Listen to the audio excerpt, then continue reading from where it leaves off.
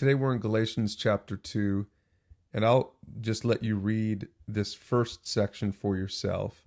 It's about Paul and Peter and kind of a run-in that they had as far as, how it relates to their understanding of Jews and non-Jews or Gentiles and how someone can be made right with God. But I'm going to just scroll all the way to the bottom because this is really the most pertinent stuff as far as understanding this whole story in the context of Abraham and of Jesus and this whole idea of how can we become a people of God. Remember, Abraham's children in the Old Testament were the people of God. God chose Abraham. He made a promise to Abraham, and so they were the people of God.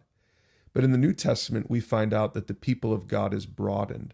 Remember that third promise that God had made to Abram in Genesis 12 was about being a blessing on all nations. And that was about extending this ability to have a relationship with God to everyone, not just to Jews. And so in verse 15, it says, "We ourselves are Jews," Paul speaking, "by birth and not Gentile sinners. Yet we know that a person is not justified or made right with God by works of the law, the Old Testament law, but through faith in Jesus Christ.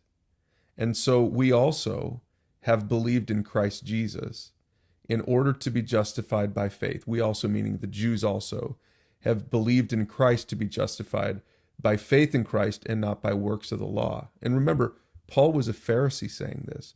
So Paul was saying, even for me, as great as I thought I was, as much as I thought that I was keeping the law and being made right in the eyes of God because of my works, he said, when I met Jesus, I realized that all of that was bogus.